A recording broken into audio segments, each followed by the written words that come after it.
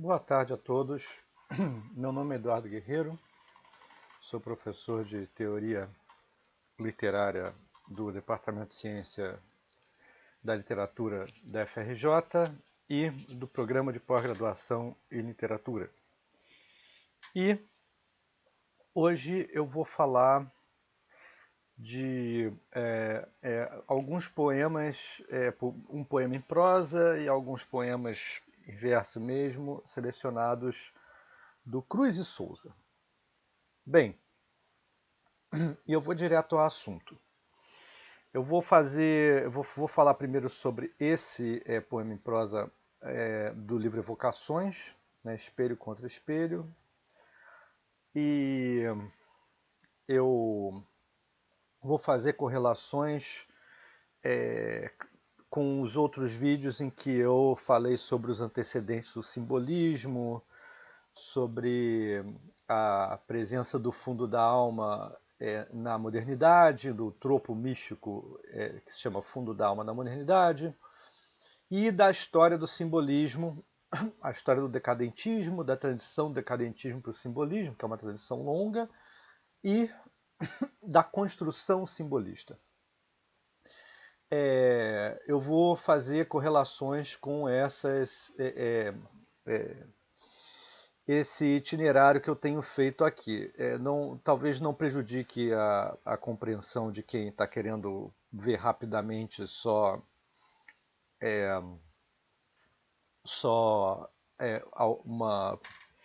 uma visão, uma leitura do Cruz de Souza, mas é importante para quem está fazendo o curso, certo?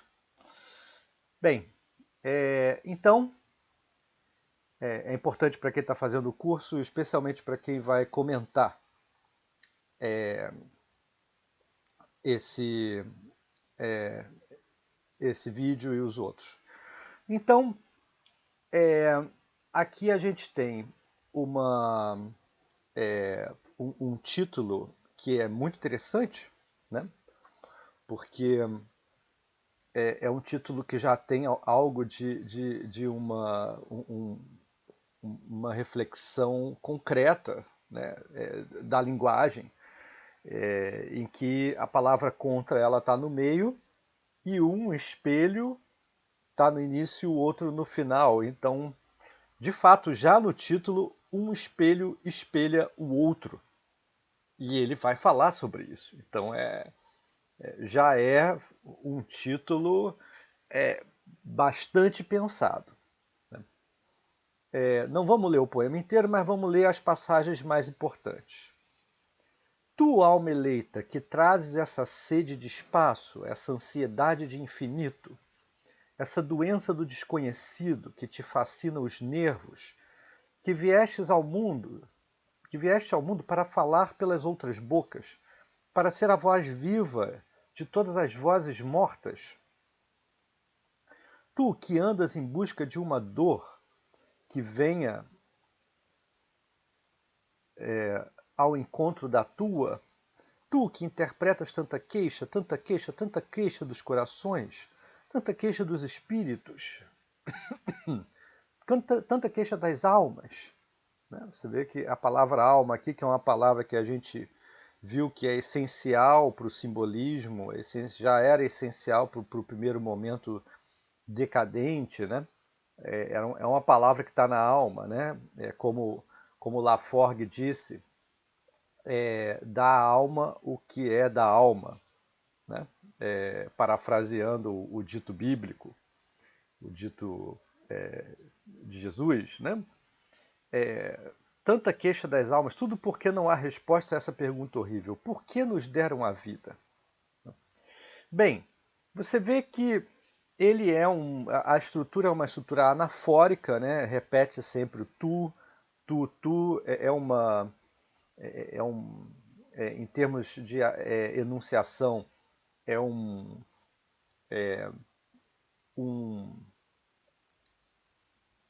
um enunciador que está falando para o seu destinatário, né? E esse destinatário, ele é uma alma eleita, certo? e que aí entra na questão que eu queria falar com vocês, que é a questão da aristocracia espiritual. Né? Isso vai ficar claro ao longo do texto, então eu não quero já iniciar falando disso, porque é mais interessante a gente adentrar no texto. O fato é que essa alma eleita, ela tem sede de espaço, ansiedade de infinito. Você vê que tem um elemento aqui, que é o elemento, enfim, da percepção, né? Sede de espaço, sede de amplidão, e a gente lembra logo, né, da imensidão do poema do Baudelaire, da cabeleira, que eu falei. Então você tem essa sede de amplidão, de horizonte, né? Ansiedade de infinito, quer dizer, é a ânsia do absoluto, né? É uma secularização da ânsia do absoluto do místico, né? Essa doença do desconhecido, né? Quer dizer, o desconhecido aqui está diretamente ligado ao que o Rimbaud falou no Poeta do Vidente, né? Na Carta do Vidente, né? Que o poeta ele busca o desconhecido, ele quer chegar àquele momento que ele vai tocar o desconhecido. Essa doença do desconhecido, você vê que espaço e infinito desconhecido estão com maiúsculas, que é uma prática constante, né, insistente de todo a poética simbolista, que te fascina os nervos, que vieste ao mundo para falar pelas outras bocas. Isso daqui é um procedimento, esse procedimento enunciativo, ele é um procedimento quase que de um diálogo que o poeta tem com ele mesmo, né? Ele diz, tu, Rolemete, ele está falando dele mesmo, ele está falando para ele mesmo, né? E o leitor, ele intervém dentro desse diálogo, né? O leitor é uma espécie de figura que participa como interventor, implícito, né, nesse diálogo do poeta com ele mesmo, né, para ser a voz viva de todas as vozes mortas, né, e essa ideia dessa relação dele com o passado vai ficar mais clara mais adiante, né, de poetas que ele lê. E também não só isso, eu acho que tem uma sugestão aqui de todo mundo que sofre como ele, que sofreu como ele, que tem a sensibilidade dele, né? Tu que andas em busca de uma dor que vem ao encontro da tua, né? Quer dizer, o que une, né, os eleitos é essa dor. Tu que interpretas tanta queixa aos corações, tanta queixa aos espíritos, dos espíritos, tanta queixa das almas, quer dizer, é um intérprete, né?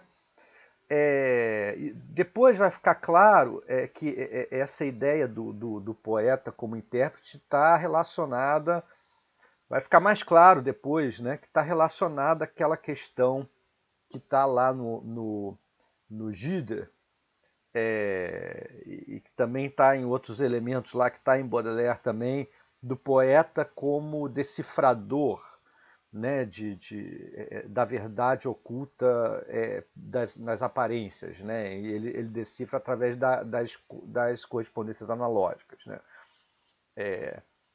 Tu que interpretas, né? Enfim, é um decifrador, né? Isso aqui é uma hermenêutica, né? É uma hermenêutica que é poética, não crítica, né? Tudo porque não há resposta a esta pergunta horrível e tal.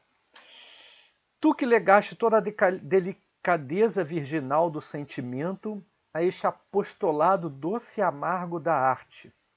Você vê aqui, lembra da ideia de religião da arte, que a gente falou a respeito do Charles Maurice e do Chouret, Eduardo Chouret, né, como que o Charles Maurice, enquanto grande teórico do simbolismo, eu tenho que botar para baixo aqui,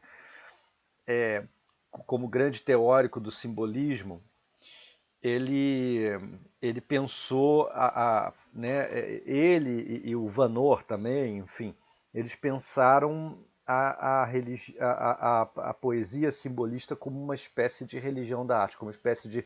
A estética vai...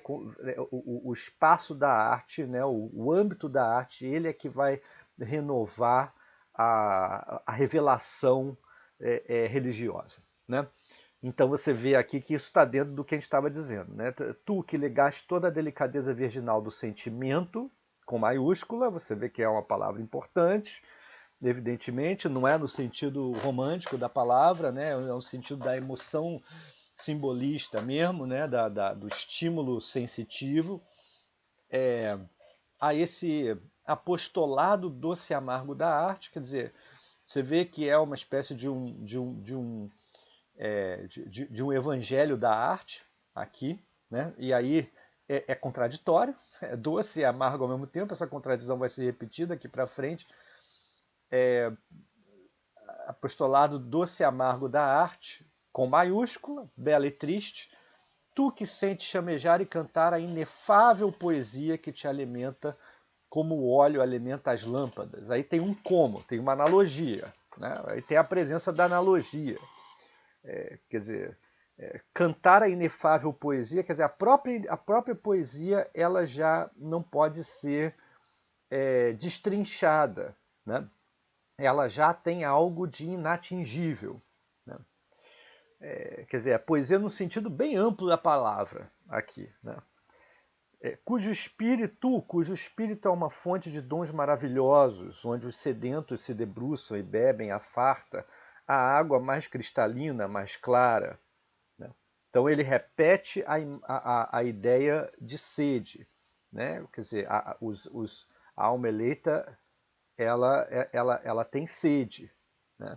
Sede dessas fontes, de uma fonte de dons maravilhosos, né? Quer dizer, toda essa questão da dádiva divina, né? Tu, que tão sagradamente te revoltas. É interessante porque a gente já tinha colocado também no outro vídeo que essa junção do poeta e revoltado é bem decadentista, né? Tipicamente decadentista. Ela faz parte da índole do poeta maldito, né? E essa revolta ela é sagrada. Então, aquele que profana, né, ele tem uma revolta sagrada, ele tem o outro tipo sagrado, que é o verdadeiro sagrado, né? Na majestade ideal das águias e dos leões, que na candidez você vê que tem animais que simbolizam a águia que voa mais alto, o leão que é o mais forte, né? Animais mais poderosos, que na candidez, na ingenuidade casta e santa da tua alta nobreza da arte, atinges com a ponta de asas espirituais a ponta das asas dos anjos. Você vê que as frases são longas, né? Tem uma subdivisão por ponto e vírgula, e vírgula também, né? Mas principalmente ponto e vírgula, né? Aqui, para dar uma pausa de respiração. Mas mesmo aqui, né, nesse final aqui, você percebe que ele alonga, inclusive, mesmo sem vírgula e sem ponto e vírgula, né? Isso é um estilo que vem mais de Mallarmé do que qualquer outro, né?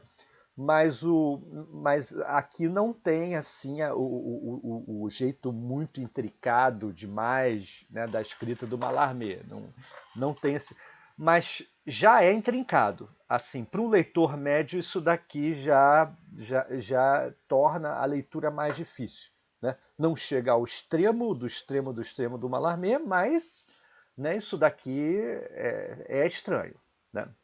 Na ingenuidade casta e estanta da tua alta nobreza da arte. Aqui, né, você vê que, de acordo com o que a gente estava falando, sobre a maneira como a Marguerite Porret, a mística do século XIII, que foi queimada viva, né, ela tinha pensado a ideia de uma nobre linhagem, né, de que a alma aniquilada, aquela alma que conseguiu chegar ao esvaziamento de si mesma, ao abandono de si mesma, ao abandono do mundo, de tudo, ela se torna nobre e ela é capaz de reconhecer outras almas que são nobres, mas que ainda não encontraram a si mesmas, né? Então você tem de fato uma linhagem. Quem faz parte dessa linhagem se reconhece. E essa linhagem não é uma linhagem de sangue, também não tem a ver com uma elite econômica, política, uma elite de poder, né? Também não tem a ver com isso. É uma elite espiritual. E quando eu digo espiritual, né, isso significa que são pessoas que se dão ao direito de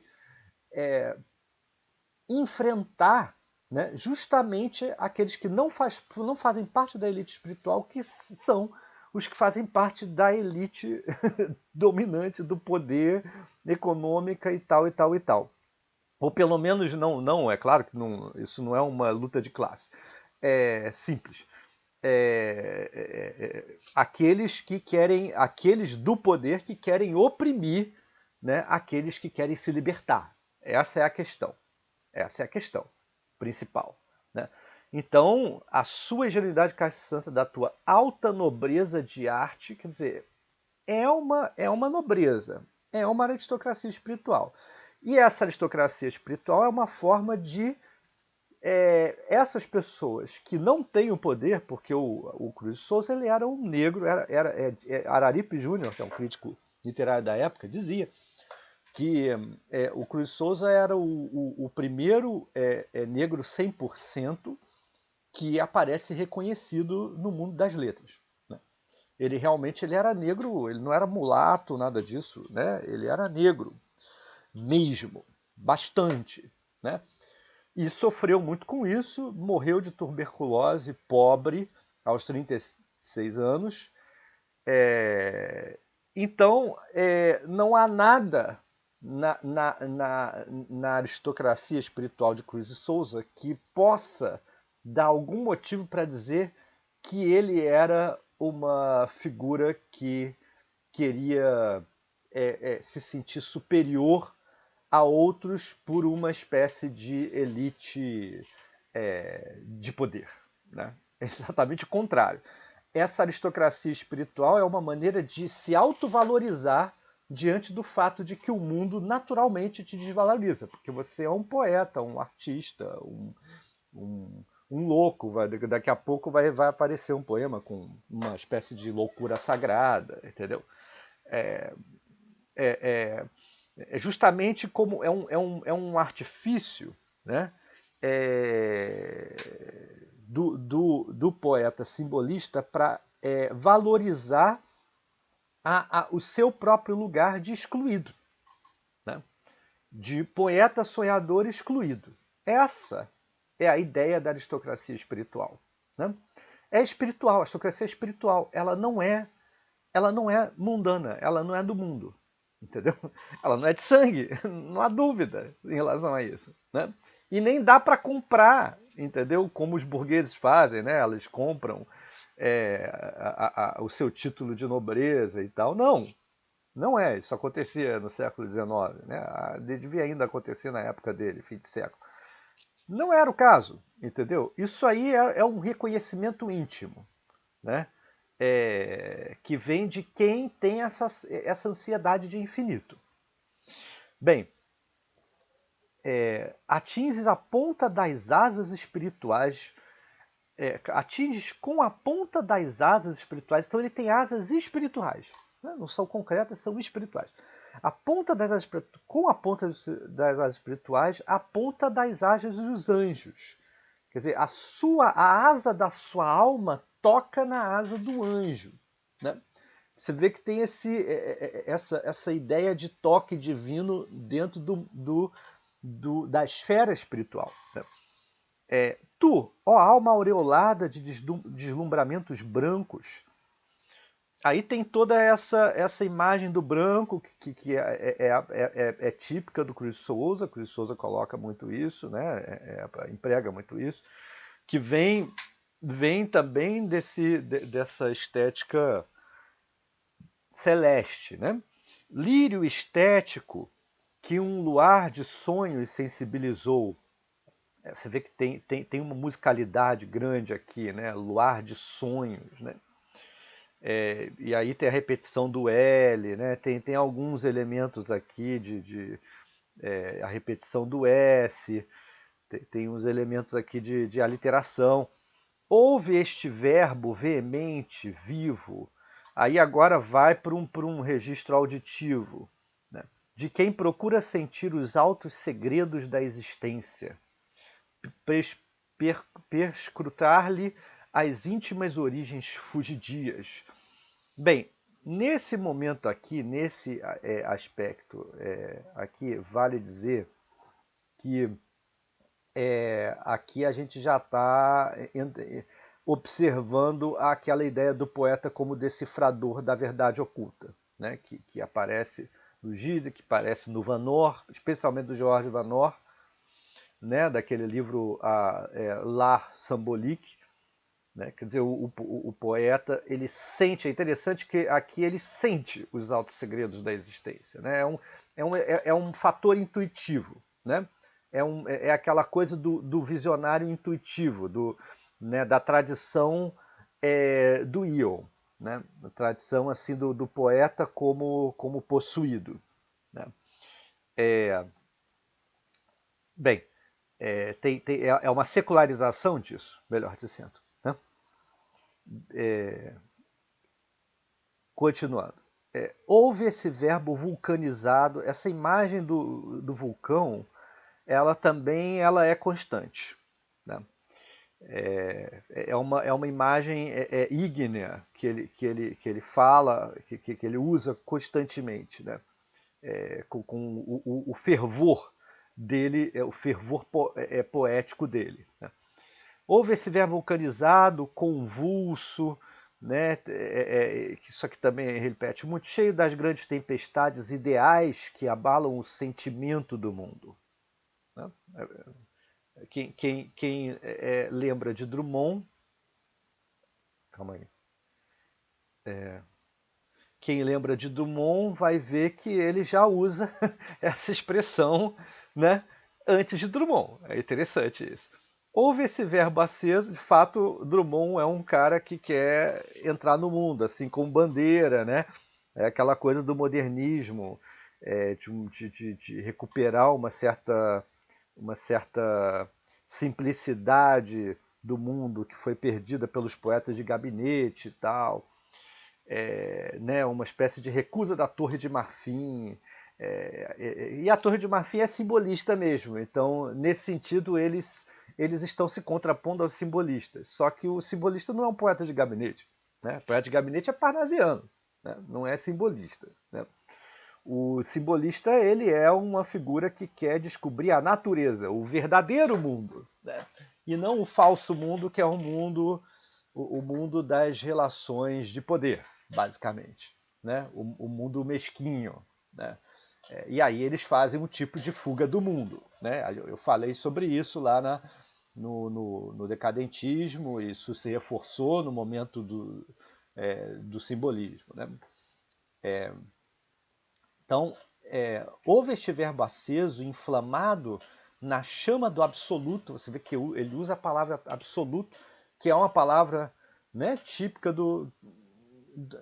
dos poetas que eu falei, e muito especial, lembra aquela ideia de que o símbolo é a porta do absoluto do Charles Maurice, né? Ele vai falar disso em outro momento, né? Houve esse verbo aceso, inflamado na chama do absoluto, com A maiúsculo. Você vê que o absoluto ele é ígneo também, né? Ele está dentro dessa imagética do fogo, né? Para ele subindo, né? Olha a ascensão, e para ele palpitando sempre. Houve este verbo indomável, vento, verbo indomável vento, que sopra pela... Estranho, né? Mas é isso mesmo. Inclusive tem a literação do V. Este verbo indomável, vento que sopra pelas trompas do mar. Deve ter uma vírgula, né? Este verbo indomável, vento que sopra pelas trompas do mar, que soluça pelas harpas do céu toda a grandeza de uma ilusão, toda a majestade de uma fé. A ilusão aqui está no sentido positivo, que é interessante. É a fuga do mundo mesmo. Né? Eu falo a ti. Ele repete isso aqui, né? Eu falo a ti. Alma eleita, ele está repetindo lá o início, né? Tu, alma eleita, né? Enfim, aqui ele repete. Eu falo a ti, isso num outro parágrafo. Alma eleita e desolada nos crepúsculos da cisma. Quer dizer, essa cisma aqui não fica claro do que se trata, mas no mínimo ressoa a ideia da cisma do Churré, né? A cisma entre né, a cisma do homem moderno, né? Que está dividido entre a ciência e a religião, e que o Maurice vai dizer que também tem um divórcio entre a arte e a religião. Né? Eu falo a ti, alma eleita e desolada, nos crepúsculos da cisma. Quer dizer, é a questão do niilismo aqui, é a questão da ironia, né? que o Otávio Paz fala. Não falo às almas antipáticas, cruelmente ardentes, acres, como terrenos crestados, muito flagrantes de sol, sem sombras consoladoras. Eu não falo a esses. Você vê que é aristocracia espiritual. Eu falo, né, a quem tem esse tipo de dor, a dor que é a minha. Entendeu? Agora, quem não sente essa dor, entendeu? Quem tem o espírito obtuso, isso eu não falo para essa pessoa, não. Falo a ti, que sentes e sabes o frio que vai pelo mundo. Ops. Como as almas tiritam sem agasalho, desabrigadas, e etc, etc. Vamos dar uma puladinha, né?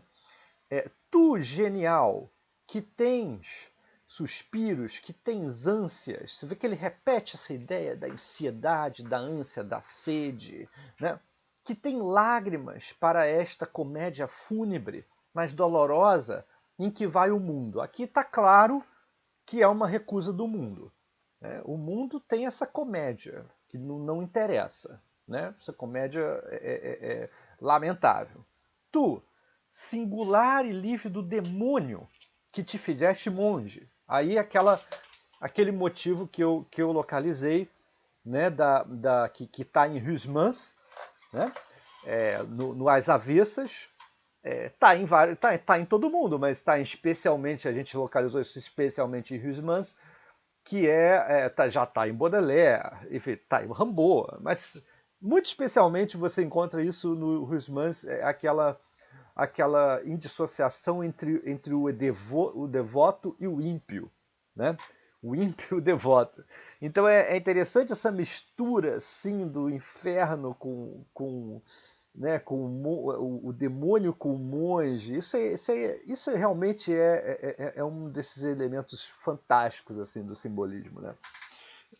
Tu, singular e lívido demônio que te fizeste monge, que tens a tua ironia santa que diviniza e nirvaniza. É a mistura, é a perfeita mistura. Né? E aqui ele chama isso de ironia santa. Ela já está nesse oxímoro. Né? Não, isso é um oxímoro. E por trás do oxímoro retórico, você tem uma concepção de mundo mesmo. Né? Em que é estimulante, né? É entusiasmante para o simbolista fazer essa confusão do inferno com o paraíso. Isso é interessante. Isso torna o texto mais intenso, isso torna as imagens mais intensas. Né? E o drama existencial mais radical. Né? Aí é que você consegue expressar o drama existencial. Né? Tens a ironia santa que diviniza e diviniza, o teu rebelado sarcasmo em brasas. Toda a tua mordacidade inclemente para essas tristes coisas terrenas. Não pode ver sem abalo, sem comoção profunda, almas de mocidade já sem dedicação intensa, sem energias claras, sem entusiasmo absoluto. Né? Então ele tá falando aqui contra essas pessoas que não têm a comoção profunda, né? Que são a negação do que ele é, das forças afirmativas que ele tem. Né? Como são, quer dizer, esses não têm entusiasmo absoluto. Não desse, e aí ele vai dizer o que é o entusiasmo absoluto, que é o que ele tem. Né? E você vê, a palavra entusiasmo é uma palavra que foi escolhida para caracterizar os místicos historicamente na Europa. Isso historicamente na Europa, isso é histórico. Né? Lá pelo século XV, assim, lá, 16, lá pelo período mesmo da Reforma, né, e depois vai se estender pela Contra-Reforma, o que aparece é justamente uma oposição aos entusiasmados. Né? Os protestantes que passam a ter poder, eles vão retirar, entendeu, das suas conquistas o lugar do entusiasmado. Eles não querem o entusiasmado perto deles. Né? Então, o entusiasmado é normalmente o epíteto que se dá ao místico desse período. Né? Não desse entusiasmo oficial, coletivo das massas. Aí você vê que são entusiasmos diferentes. O entusiasmo das massas, não é esse que interessa a ele. O que interessa é o entusiasmo absoluto, é o entusiasmo do solitário. Tá? Mas esse entusiasmo propulsor das células, ele tem um vocabulário aqui que aparece, ele fala muito de sangue, né? o vulcânico, sanguíneo e tal e tal. E tem um vocabulário que extrai alguma coisa da ciência. Né? É claro que o Augusto dos Anjos depois vai fazer isso com muito mais intensidade, com muito mais. Né, vai se tornar a tônica, né, do Augusto dos Anjos, mas ele faz isso também. O entusiasmo propulsor das células, esse entusiasmo dúctil, voluptuoso, nervoso, que vem da extrema sensibilidade. Né? Enfim, o simbolista é a figura da sensibilidade, é essa sensibilidade emotiva e tal e tal. Né? Esse entusiasmo, você vê que tudo isso daqui está relacionado a uma secularização da mística. Né? Esse extremismo, né, da experiência, né? Experiência extrema, né? Experiência interior extrema, o excesso. Né? Isso é místico. Não temos dúvida disso. Né? Isso aqui é uma secularização disso. Né? Esse entusiasmo que é tônico, que é éter puro, que é oxigênio matinal, que é essência criadora, que é chama fecunda. Aí tem a anáfora, né? Que é chama fecunda e a asa branca no genuíno espírito. Né? Aí repete o tema angelical, né? A imagem angelical, e chama fecunda. Né? Ele fica alternando e fica, né, entre essa imagética, né, celeste e a ígnea. Né? Que é chama fecunda e asa branca no genuíno espírito. Você vê, o genuíno espírito é o da alma eleita. O outro não é genuíno. Tá? Esse entusiasmo que é força altiva, que é a dignidade serena, que é a emoção original e casta, que infiltra azul e sol nas veias, está vendo? O sangue aqui. Né? Acende a aurora e vibra cânticos no sangue. Né? Aí tem o lado musical mesmo, né? Uma vibração musical. E cânticos, né? É claro que ressoa Cântico dos Cânticos um pouco aqui. Né? Quer dizer, cânticos lembra um pouco a música religiosa também. Né? Há de doer-te fundo esse desolamento, essa morte das almas. essa aridez, essa petrificação de sentimentos em tudo. Isso daqui já é o lugar do mundo. Tá? Bem, ele um pouco mais adiante ele vai falar: ó, há de doer-te muito que uma envenenada relação secreta os una, os congrega. Ele está falando aqui dos tartufos. Né? Quer dizer, a pessoa hipócrita, né? A pessoa que não é sincera. Né? Quanto mais se reconheçam tartufos, mais se unam no intuito e no instinto de se conservarem inatacáveis. Né? Embora mesmo no fundo e fatalmente se destruam, se odeiam, achando incômodo a existência de outros. Quer dizer, os próprios tartufos eles também se odeiam. Né? Eles são o lugar do ódio, eles não são o lugar dessa emotividade, desse amor. Né? Aí ele diz: há de doer-te muito que uma envenenada relação secreta os una, os congregue, os irmane, para juntos darem batalha subterrânea, cavilosa e vilã aos que trazem a clara força tranquila de um alto desígnio como armadura de astros no peito. Então é uma guerra. Você vê que é uma guerra, né? E essas figuras, eles fazem uma batalha subterrânea a quem também tem que se armar, né? Que tem que ter uma armadura de astros. Quer dizer, astros é desse campo aí do selígeno, né? Então, uma armadura astrológica no peito. Né? Bem, o resto fica para o próximo vídeo. Muito obrigado você que assistiu até aqui. Curta se possível.